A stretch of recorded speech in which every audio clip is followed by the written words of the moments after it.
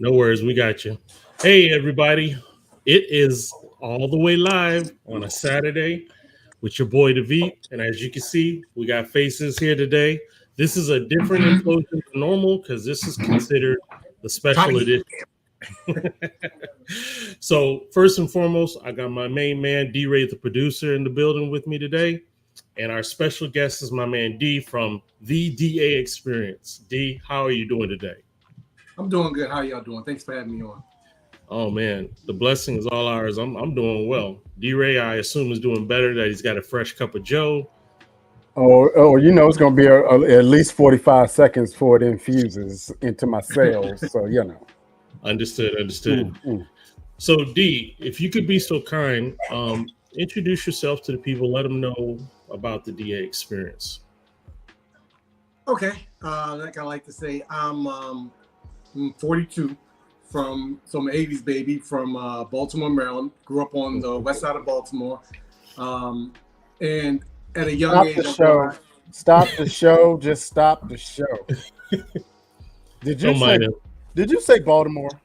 Baltimore, born and raised. Let's go Ravens. Let's go. I knew it. You're in the presence of a Steelers fan, so. No, I'm off now. You should have told me that to begin with. Oh, man. I knew I should have asked you what you was first. Check was already cashed. Sorry, you guys got to rough it out. I said it. I said, you're dirty for that, V. You dirty for that one, man. Hey, there's a way into everything. But anyway, so now that you know D-Ray, so please finish what you were saying. I'm sorry. So, like I said, at a young age, I realized that I love pop culture. My dad said he always made the mistake of putting me in front of a TV when I was a baby, and that gave me a love of television, cartoons, movies that I have to this day. Growing up, I was never a big reader. Did not like to read. I can agree with that. And then my mother decided to give me a few comic books, and my cousins got into comic books. And, just like anybody else that age, I just like the pictures. I like the action and stuff. Of course. But then I actually started reading them and enjoying the stories, and I became a comic book head. As I said, for years, I've been a comic book reader, but I never was a collector. So over the last 2 years or so, I've changed my idea of, I'm just going to be like everybody else talking about movie reviews and the MCU and the DC movies. And I'm actually going to focus on helping people grow their comic collection and their knowledge about the history of these characters. And then this past February, I was like, well, nobody's talking about these obscure Black characters or the history of some of these characters or where they came from or their creators. So I'm going to start talking about that. And that's blown up. And I've now been doing that just about every day. I talk about something different. Sometimes I throw some stuff in there about stuff when I was a kid, like growing up Black. I was like, I didn't have cable, so did anybody else watch this show? Yeah, I know it's the most vanilla male show in the world, but I know I can't be the only one that was watching the show. And people are like, oh my God, you used to watch PBS? You watched Are You Being Served and Doctor Who? You watched Red Dwarf? So I'm finding that connection with people that it's like where you grew up, you had this same experience. And I just kind of find people in grow in that atmosphere. We're all the same. We all grew up a little bit different, but we all had the same taste and stuff. And it doesn't have to be this division of, I'm from here and I'm this type of person. But I'm like, yeah, but you still have certain aspects of you growing up that were like mine. And let's talk about that. Let's have fun with that. Let's make fun of that. So that's what the experience is about. Like, I want to show my experience of what it was like when I was a kid, and I want to know if that was like that for anybody else, or even now up until my 40s. But there's also a comic book side because I'm a comic book geek as well. So it's like, hey, you ever heard about this character? Did you know about this? This happened in your favorite movie. This happened after this. Let's talk about it. Let's have some fun. That's the main thing. That's what's up. Go ahead, D-Ray. I feel the need to introduce him to our resident know-it-all in pop culture, Lena. This would almost be like the keymaster and the gatekeeper in Ghostbusters. It might open up the gates of Gozer if we get them two together. As Cap said, I get that reference. I get that reference. Yes, we have a fellow podcaster who nerd culture, comics, and all those things. She gets it, and she's actually an artist as well. Illustrator would be the proper term, D-Ray? Visual artist. Don't get her started. Understood. But a great creativity and a great imaginative mind she has. So definitely you two it'd be a severe chop up. It'd be like, wow, what about this and that and this? So speaking of these type of things, I wanted to do a what to keep and what to get rid of. Now, I know you're younger than me. Do you remember a lot of the 70s great shows that they had back then? Yeah, I know a little bit about the 70s and the 80s. My dad turned me on to Shaft and Superfly. I got a Superman comic in here that they did. The covers were based off of old posters, and Superman's cover was based off of Superfly. And I had that hanging in my room. So he's from Baltimore. He was plus 10 when he was born, so we the same age. Oh, okay. Pretty much, yeah. I came out and you gotta know, yeah. That's got it. So check it out. When I was 20, people thought I was 30, so he's right on that one. So check it out. These are 70 of the greatest TV shows. Just some. There was a whole lot, and we're only supposedly an hour show, but here's some that I want you to think about, and which one would you get rid of? Ultraman. Remember Ultraman? Mm-hmm. Yep. Battlestar Galactica. Star Trek. This is the original Captain T. Kirk and all of the crew. The original Incredible Hulk with Lou Ferrigno. Space 1999. The $6 million. Yeah. $6 Million Man. Uh-huh. And the last but never least, Kung Fu with David Carradine. Okay. Which one would I get rid of? Mm-hmm. I'm gonna throw Space 1999 to the side only because I don't know that show, so I can't really say I get rid of it because I don't know it. The ones I know, I would probably get rid of Battlestar Galactica. I never got into it. It was just a little too off kilter. Like it just never got going. Never really seemed like there was enough danger. Star Trek holds a great place in my heart because, like I always tell everybody, I didn't have cable, so on a Saturday around 2:00, they playing Star Trek, and my butt sitting there watching a horror. Like, why she got the wash over? Like every time she on screen, it's sprinkles and stars all around her, and I'm sitting there like, I don't realize this woman is now 50 years old. This is 1969, 1970, and I'm sitting there like, God, I want to meet Nichelle Nichols, So she was fine as all get up, no doubt. Right. Ultraman was my introduction to that side of like the Japanese culture outside of anime. I remember watching like the movies that would come on and they would have Ultraman fighting these different kaiju and stuff. So yeah, if I had to get rid of anything, it would be probably Battlestar Galactica because I can't say I actually watched the entire episode all the way through. Like I know about the little robot and what was his name, Starbuck or something like that. Like I know stuff about it. I know they remade it. I know the remake was great. Yeah.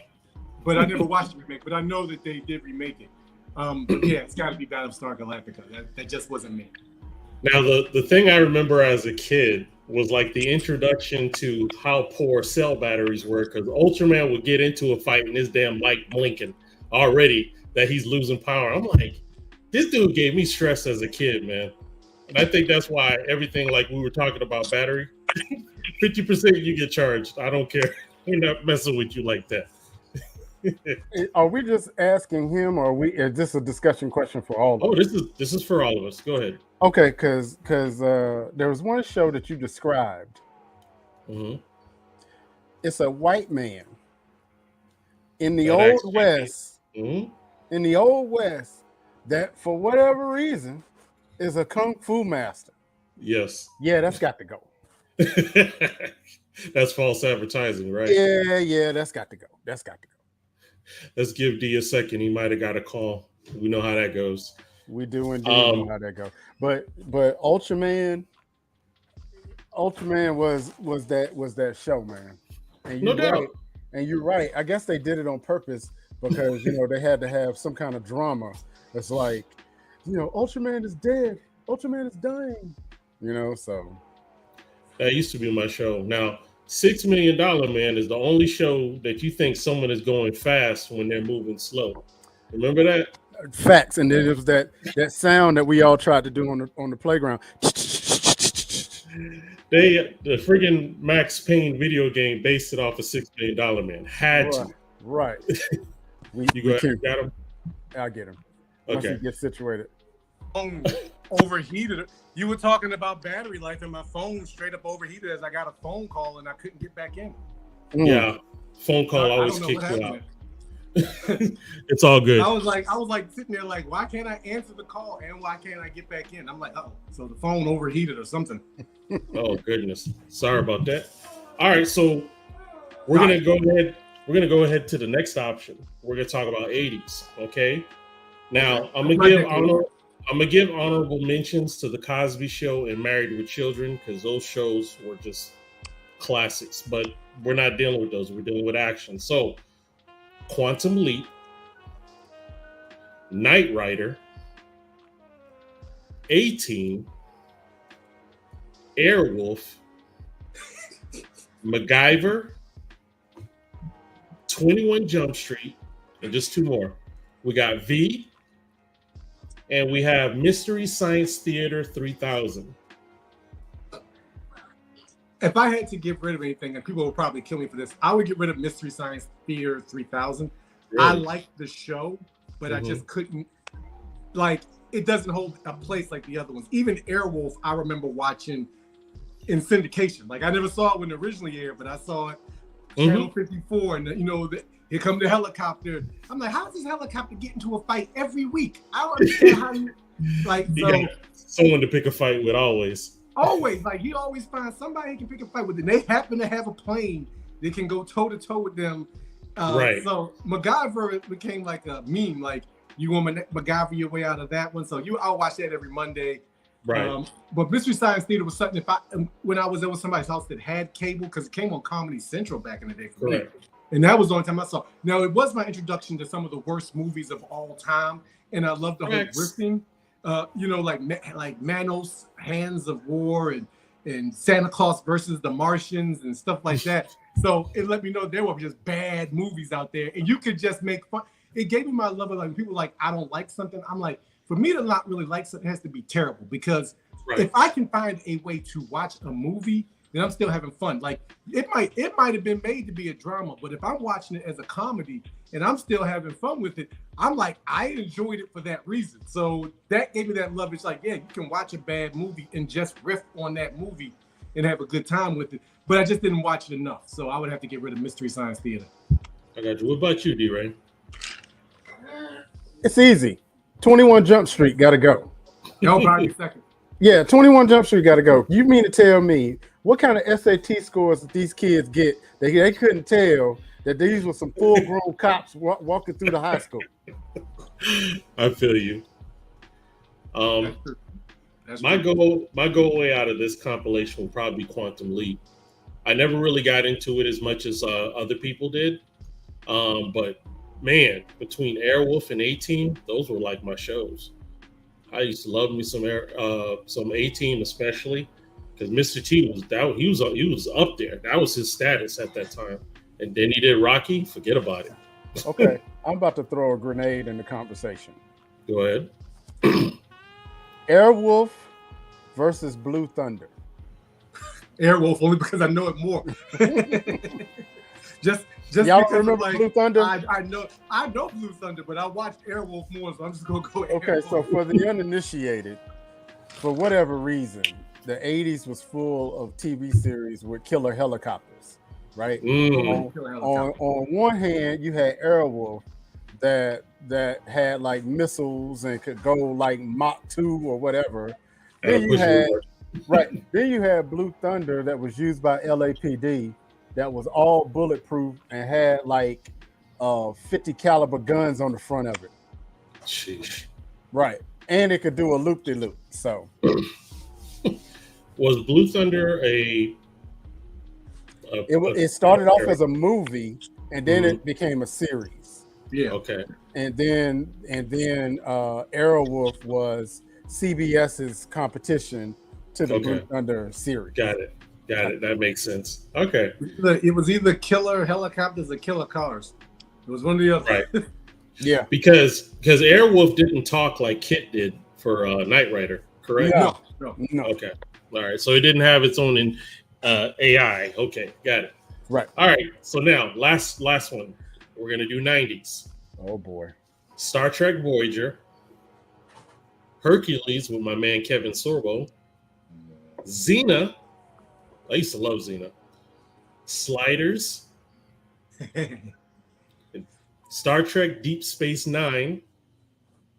And Stargate SG-1. Okay, I can't do this. I just can't do it. Am I going first?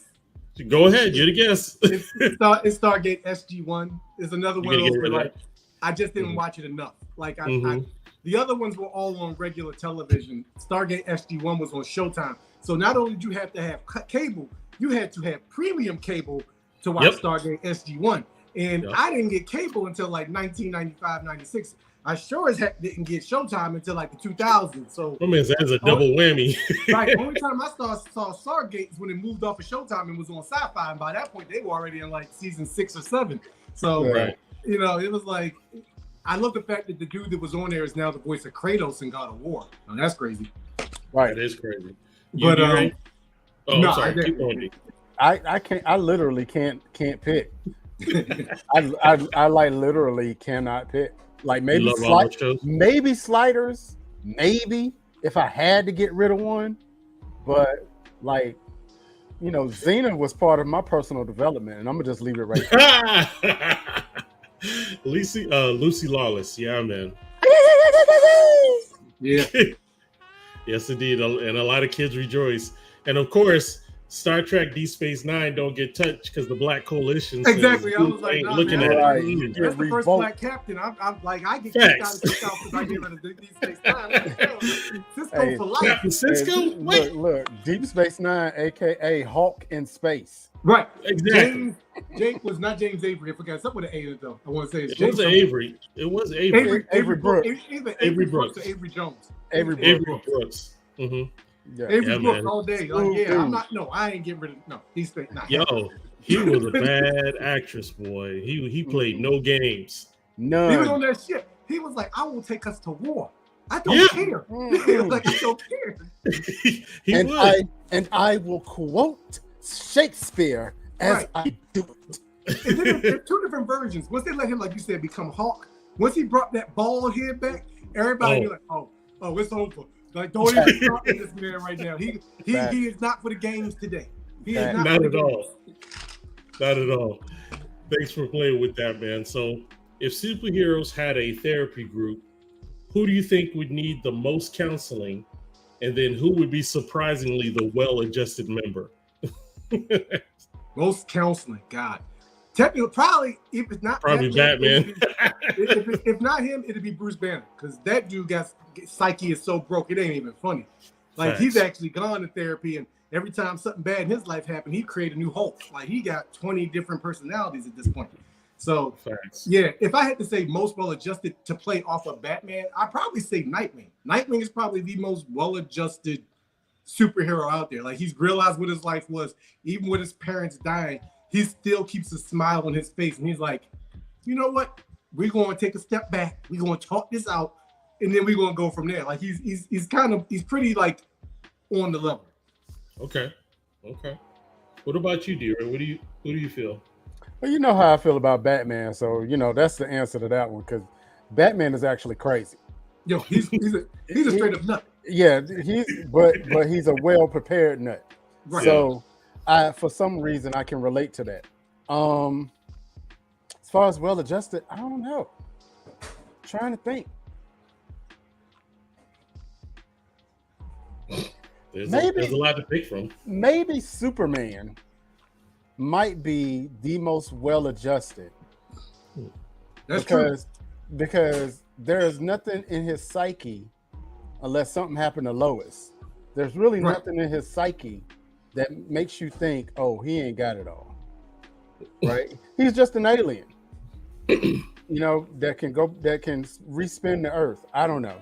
But that would be my immediate answer because, as far as I'm concerned, I was attracted to all of the superheroes that had problems. So, the more nuttier, the more better. Absolutely. That's why definitely Deadpool needs beyond counseling. That dude, you got issues. I forgot about Moon Knight. So him too. Yeah, you do.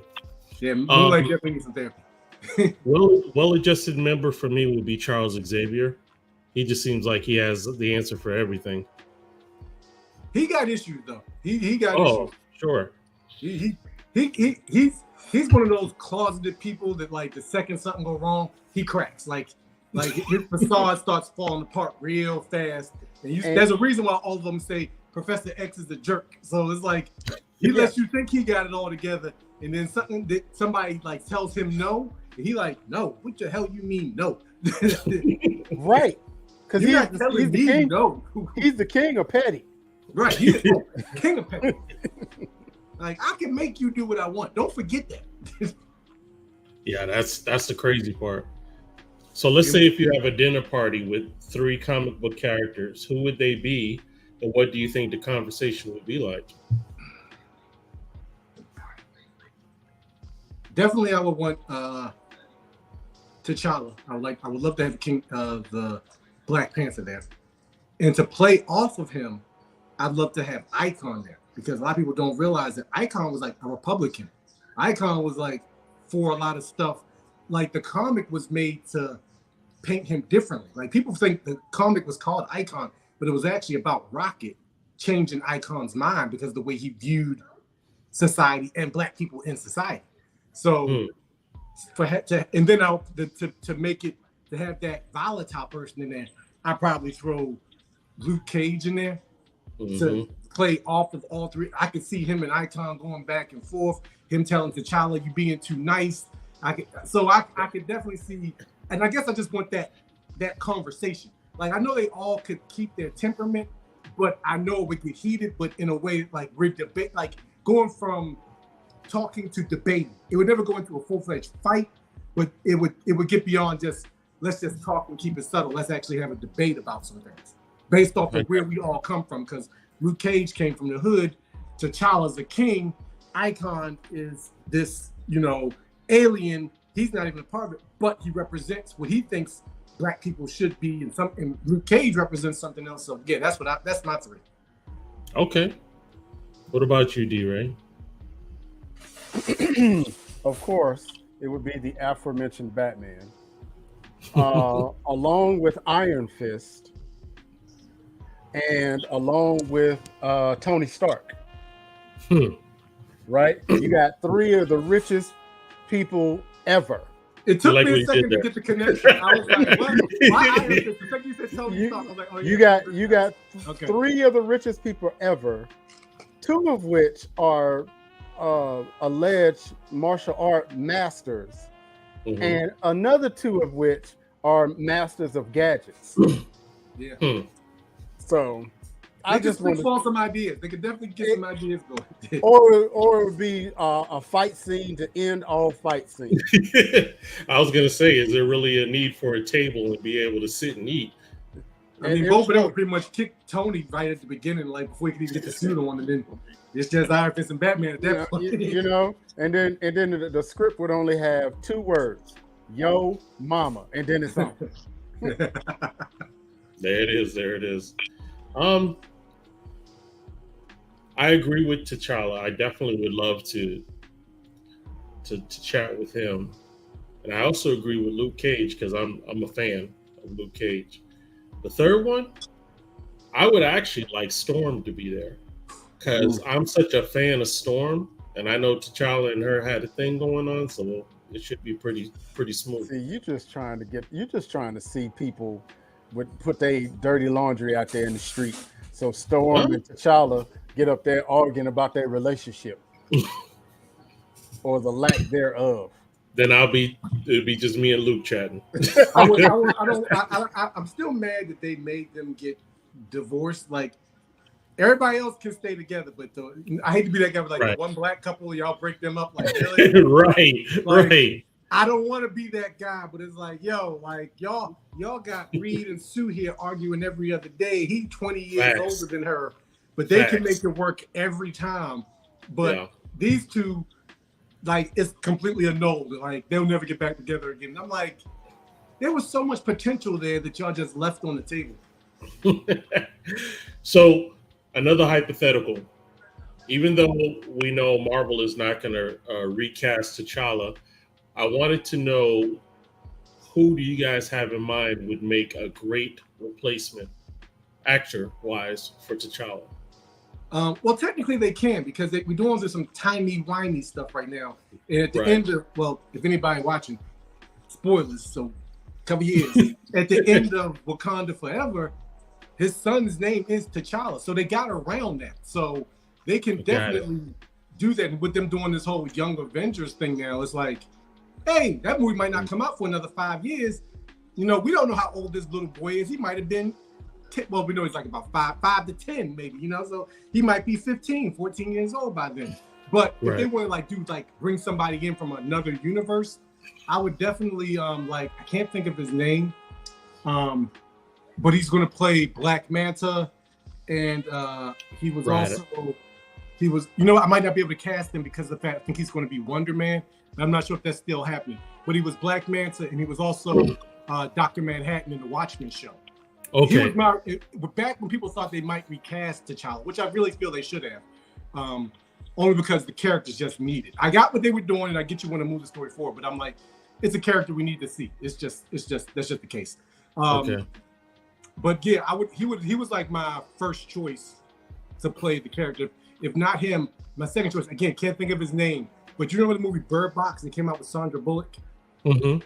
The guy that was the love interest in that. Like, I think he was also in the Alien movie. But I think at the time, he hasn't done anything since. But I think he would have made a good T'Challa as well. Okay, D-Ray, who do you have in mind? I can't think of anybody. I do agree, and I'm trying to remember the actor that played Black Mantis. He would have been a good candidate, but this is almost like the problem DC ran into in the late 80s when it was clear they were going to have to recast Superman, right? Christopher Reeves was Superman in the late 70s to the late 80s, and so this is a problem. And it wasn't until Dean Cain came out in the Adventures of Lois and Clark, I think that's what it was called. But that you really can get your mind wrapped around, okay, there's a new Superman, right? We're just gonna have to, they're gonna have to find a young actor to fill those shoes, but those are some mighty big shoes to fill.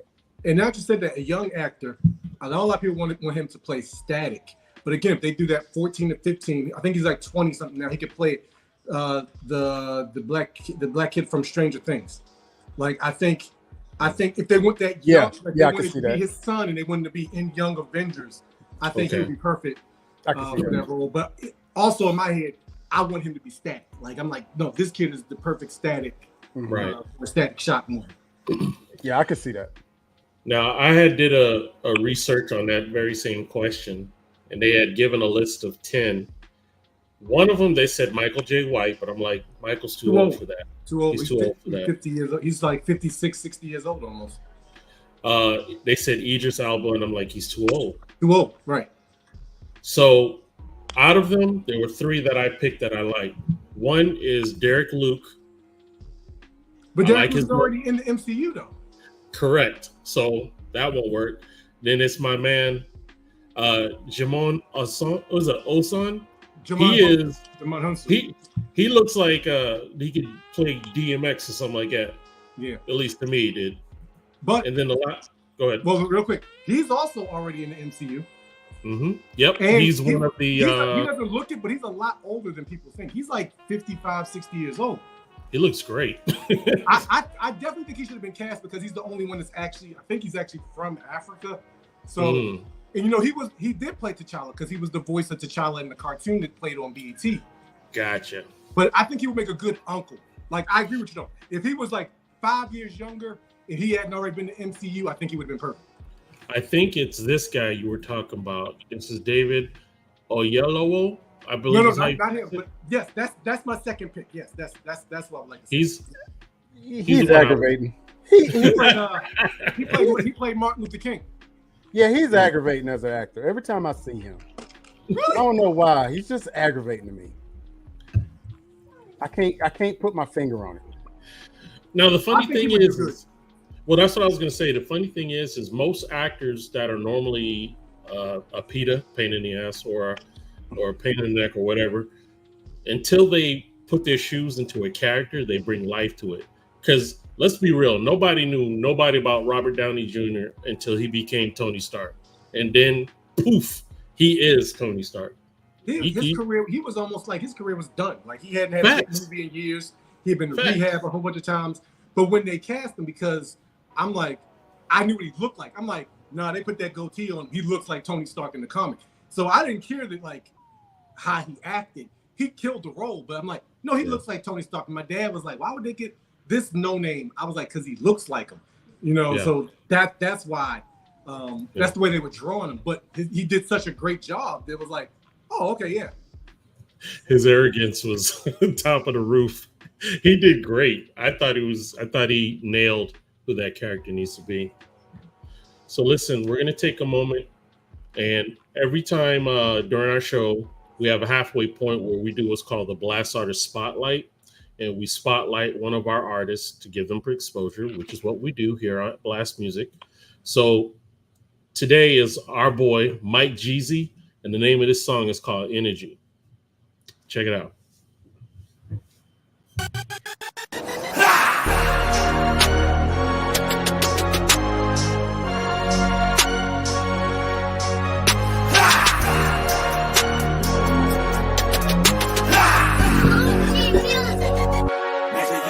Make sure you keep that same energy.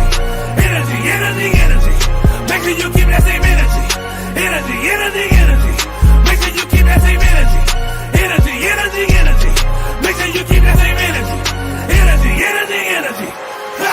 Mike G coming through the crowd raw, big dog. You don't really wanna feel these claws. See, God loves me anyway, despite these flaws. So I gotta get a little buck wild, yeehaw. My God giving y'all the blessings, so I never tap out. No time for stressing. I'm confessing that I'm still learning lessons. When I get knocked down, get up stepping, cause I know how my blessings flow. Started from the ground down to the tiptoe. Holy Spirit, you don't wanna miss this flow, cause I'm talking about you and the whole trio. The Father's on top and they call me mijo. For my Latino, this Jesucristo. My God's bilingual, so if you didn't know, I'ma speak English, mi amigo. Make sure you keep that same energy.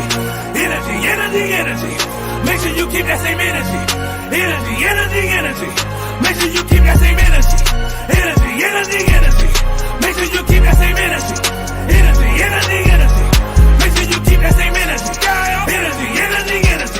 Make sure you keep that same energy. Make sure you keep that same energy. Somebody tell me whose man's is this? Flip flop, they crisscross, wanna jump when they plotting the whole twist. Well, hey, Mr. Big Stuff, now tell me who you think you are. Call Gene Knight, cause you know you're dismissed. I got a lot of enemies, they draining my energy, but telling my energy is inside of my energy. If I'm at a dead end, I'm counting on real friends, the type that will help you and open the Red Sea. Never make a promise that you can't keep. Nobody really likes to bluff, that's a word so deep. If you're gonna repent, then I suggest an upkeep. And if that energy drained, then throw away the whole thing. Sometimes you gotta cut the cord to keep moving forward, to be a valuable piece within this gaming board. What's done in the dark is brought to the light, it's heads or tails. So tell me how you call it, alright? Listen, hot or cold, ain't no man in the middle, cause if it gets spit out, ain't no stopping this riddle. You're headed on a dead end, on a one way. I know you see the sign, read it what the Lord say. On the periodic table, I'm an element, and me and God got a chemistry. So next time you ever think about attacking me, well, make sure you keep that same energy. Make sure you keep that same energy. Make sure you keep that same energy. Make sure you keep that same energy. I'm living for God for real. I go fishing for real. I'm like a Navy SEAL, toting that Pelican bill.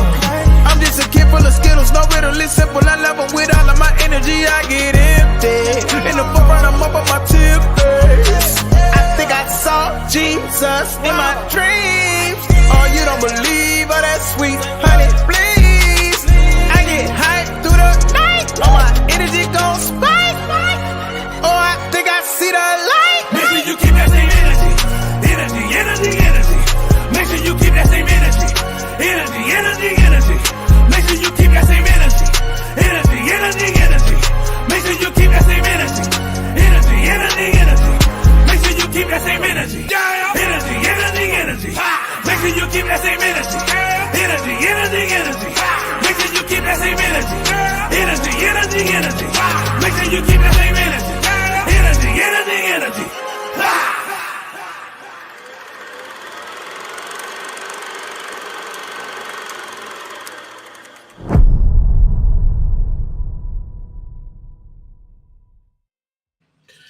Yes, indeed. That is our boy Mike Jeezy with energy. And if you are a spoken word poet, up and coming comedian, or an artist who wants some exposure, you can go to blastmusic247.com and register for free. But listen, Blast also needs the fans. So if you like to hear great music, just like you did with Mike Jeezy, you can go to blastmusic247.com and register as well and have access to hundreds and hundreds of music. Blast, changing the industry one artist at a time. All righty. So let's see what else I got up on here. I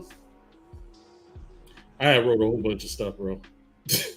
If a comic book character had to participate in a reality show like Survivor, which hero or villain would be the ultimate strategist, as well as get voted off the island first?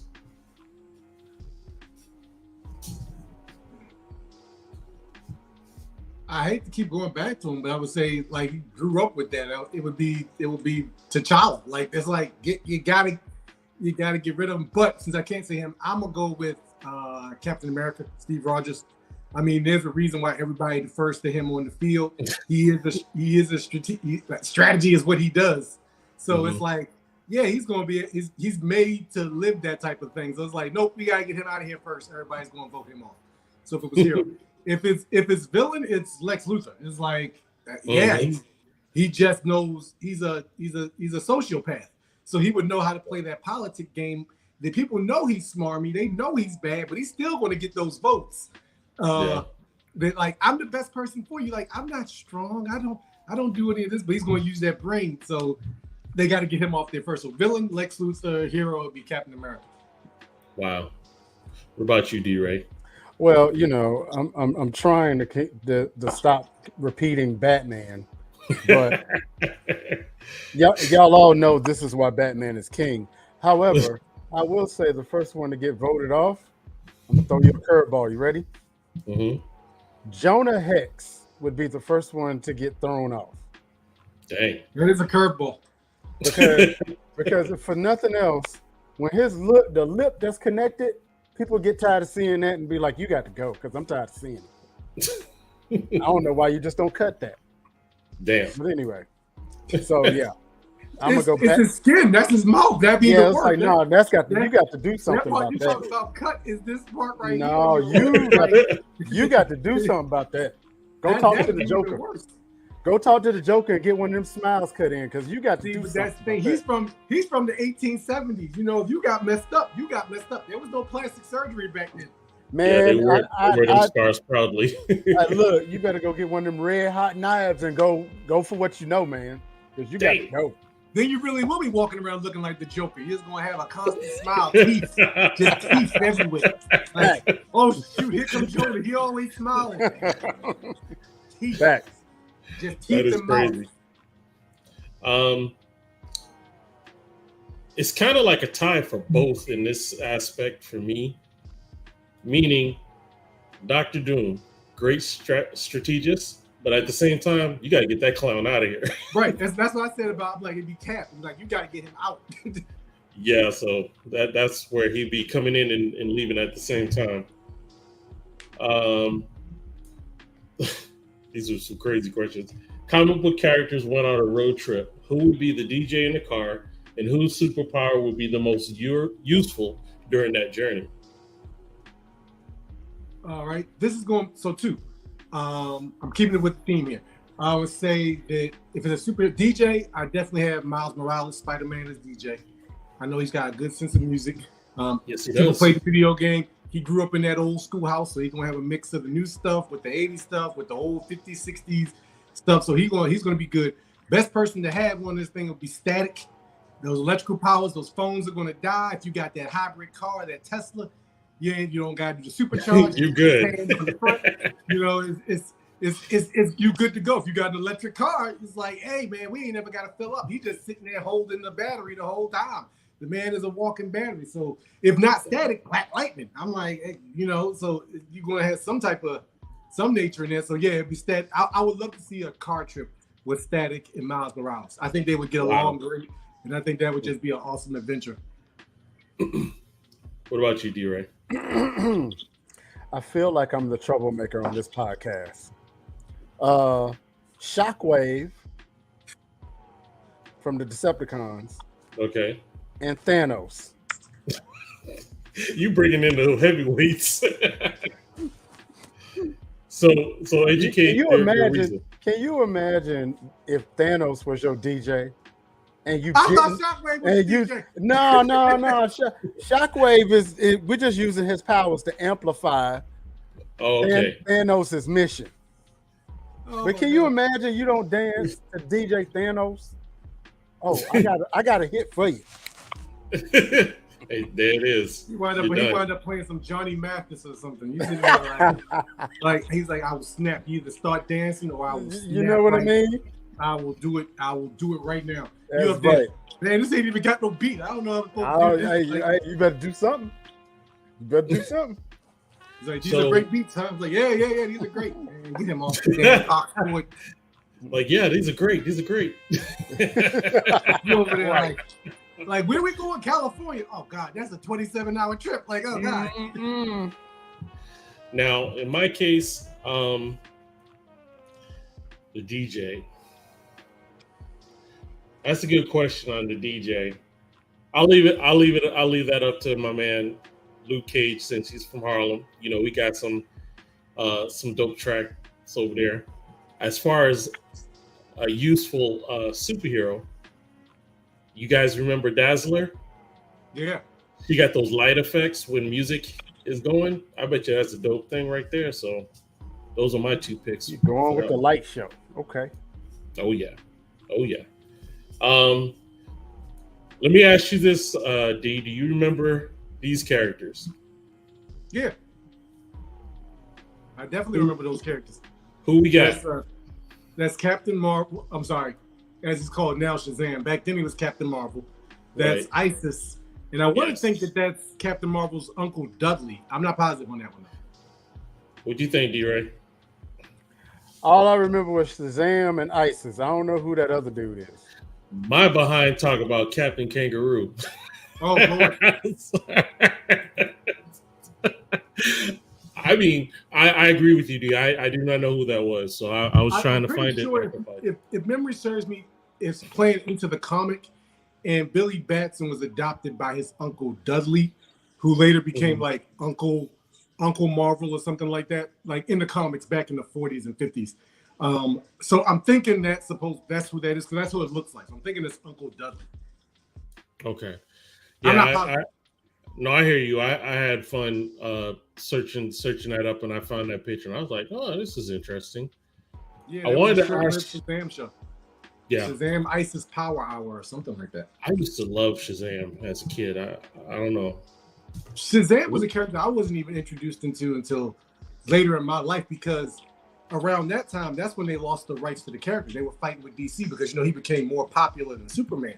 So that's how they actually lost the Captain Marvel name to Marvel, because Fawcett Comics was in such a legal battle with DC that they forgot to re-trademark the name Captain Marvel, and Marvel Comics jumped in and stole it. So that's why they had to start calling him Shazam in the comics, but he was still Captain Marvel. He could still be called Captain Marvel in the comics. The comic couldn't be called Captain Marvel, though.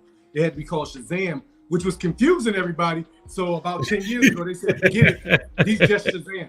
It's just Shazam. There ain't no Captain Marvel no more. That is crazy. And the funny thing is from everything I've been watching you share, DC and Marvel has had a lot of legal issues because of things being said and naming this character this and that.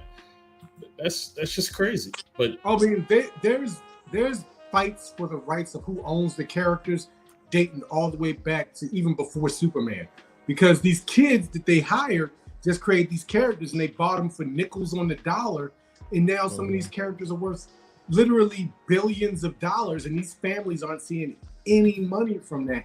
And I think Marvel's going through something now in Disney, because all the families that created Black Widow and a couple other characters, those rights are coming back up.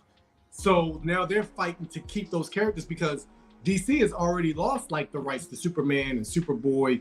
They have to write that this character appears because of the Schuster family, because they owe them all that money because they legally own the characters. So DC's technically leasing out aspects of Superman and certain characters. So it's weird that these contracts, they have to make them ironclad that the person can't come back later and like, hey, I need some money for what y'all did, which is about the story I did the other day, was what happened to Mark Wolfman after Blade became a hit. He came back and the court was like, no, the movie version is so much different than your version. They don't owe you anything. So, but it's funny, if I could piggyback on what he just said. Yeah, U.S. copyright law is that the copyright extends 100 years after the death of the original author, and so this was what threw Disney into a tizzy because Mickey Mouse was about to approach public domain next year. Which means that anybody can go to your t-shirt press and make your own Mickey Mouse shirt because it's in the public domain now. Well, it's a technicality. Right. They can only use the Steamboat Willie version of the absolutely. That's so right. Yes, at that point, now, anybody can right. take that Steamboat Willie cartoon and put it on their YouTube page. And there's a version of Superman that DC doesn't own. His name is back in the 50s, they used to have the Max Fleischer cartoons, you know, where he was like fighting monsters and he was always jumping and stuff like that. There was a copyright issue there. So DC and Warner Brothers don't own those cartoons. That's why you should always see them on those tapes that have the 100 greatest cartoons, and his Superman cartoons will be on there because he's in the public domain. They can't do anything about it. But yeah, but the actual Superman, like you said, he's going to public domain next year, Batman in another 5 years. So all of these companies are trying to figure out ways of keeping these characters, which Disney did back in the day. He actually had, because I think it was only 50 to 75 years, and he got it extended to 100. But that is but now it's 100 years later. So all these characters and all these movies, that's how Disney lost Winnie the Pooh. Winnie the Pooh is public domain. Wow. Yeah, that's how they did that Pooh horror movie that came out last year. But like you just said, the end around of that is that's why you see so many iterations of these superheroes. Yeah. Because once they create a new iteration of that superhero, that basically resets the clock. Right? Like back to the Superman effect. It's like they only own the original part of Superman, but DC is the one that created like Kryptonite and Krypton and his origin. But the Fleischer family created Superboy. So, or the ability to fly, that came from like the radio show and stuff like that. So different parts of the character are owned by different people and different entities and stuff like that. That is crazy. Oh yeah, if you go into that copyright law of who was actually like, you know, public domain characters and stuff. One of my biggest videos I did, the first black female superhero is in the public domain. Her name is the Butterfly. Came out in 1971, 72. Wow. Anybody can use this character. Anybody can make a comic book with this character. Nobody can say anything about it. Yeah. And some people have. Some people have already started putting her in their own independent comics. That's dope. Now, I will also say this before we move on. Another tactic that they use, they will trademark something that the superhero says. Yeah. Right? So if you go up and away, that's actually trademarked. So, so you can create a Superman, you just can't have him say up and away. Right. Or you can create a Captain Marvel, but you can't have him say Shazam. Absolutely. Right. Got it. Yeah. That's okay. That's dope. All right, so check this out, my fellas. We all remember the iconic Halle Berry as Storm. Boo. I love Halle Berry in that movie. They did her dirty. And I'll talk about that story if you want me to. They did her dirty. Well, you go ahead and tell us, and then we'll go on with the question. Go ahead. Well, okay, I don't know if you saw it, but the video I did last week. Have you heard the story of why the director of X-Men 3 left the movie? No.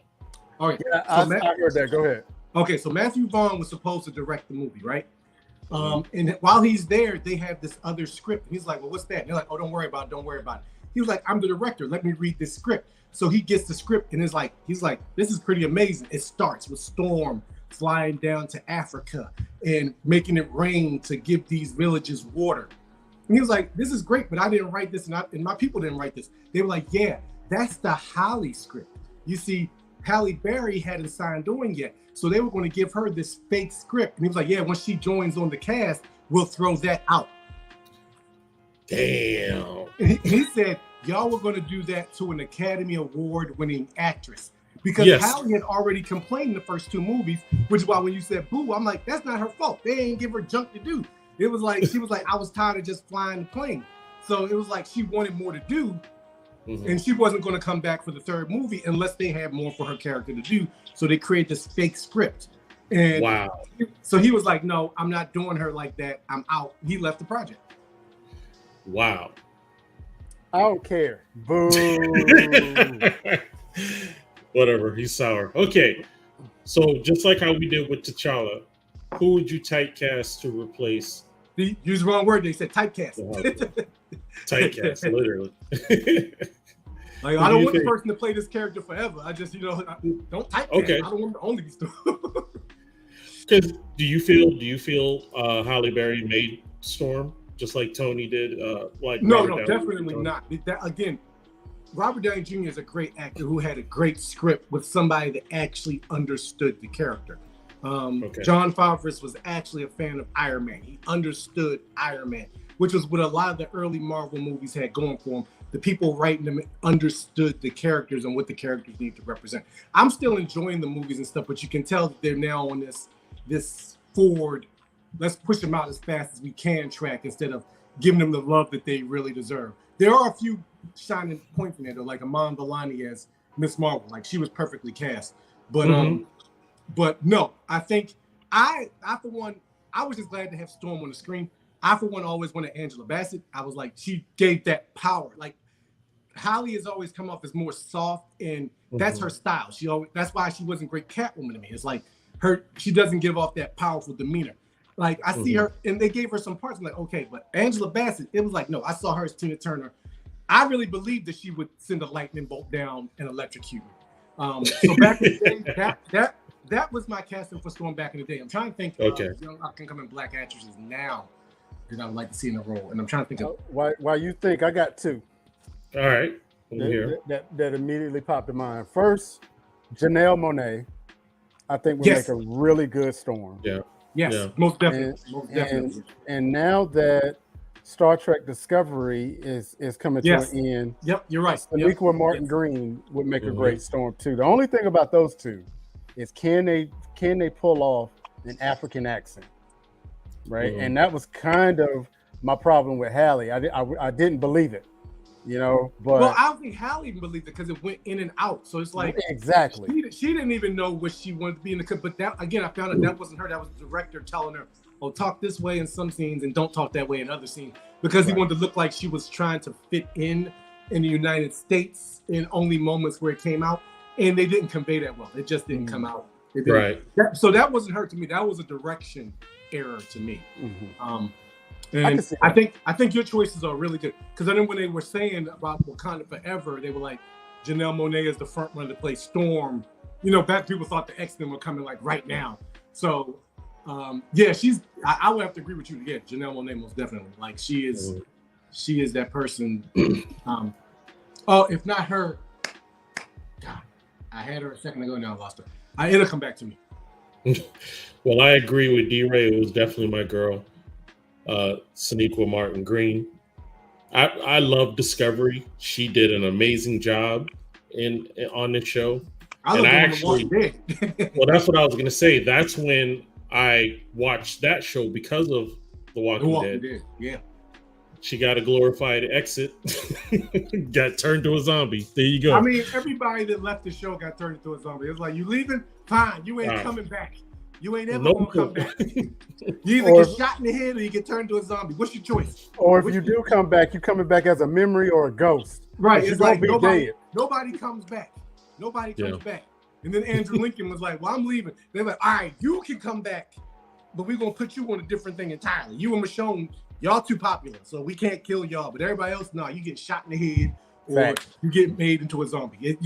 Pick your poison. Which way you want to go? You get your eyeball beat out. You're going to die. You're going to die. I take it back. You're going to die gruesomely, or you're going to turn into a zombie.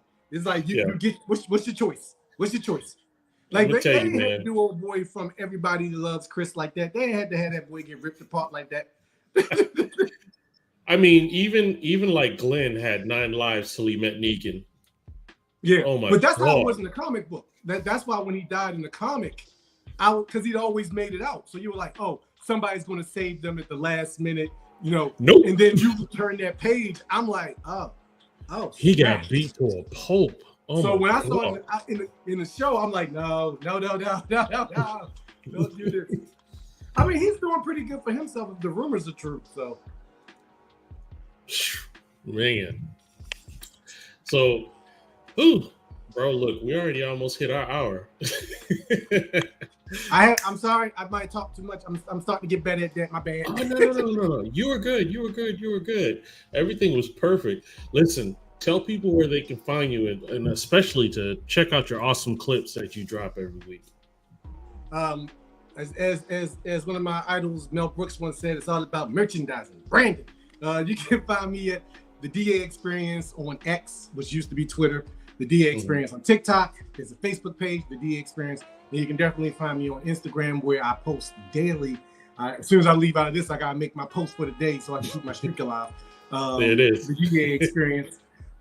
So yeah, anywhere there's a major social network. I think the only thing I ain't on is Reddit. You can find me. That part. Well, listen, D, I appreciate your time, especially on a Saturday, to come hang with us. And all it takes is once. After that, you're considered family. So if there's anything Blast can help you with, whether you're going to be launching something or whatnot, you let us know. We got you covered, because that's how we do. That's how we treat family. And because you are family now, here we go. No. I mean, I ain't gonna do it this time. But next time you own, I'm gonna have jokes. I'm gonna have all kinds of jokes. This is what you gotta look forward to. It's a joke of a team the Steelers are, right? Oh my God. Oh, see, you want to do that right here at the end, right? Hey, you want to do that right here at the end, and see if there's a reason he got that bottle of Febreze in behind him. The Ravens The Ravens stink. Run the credit. That's why I live alone. I be funking this bitch up. Like, I live alone and it stink.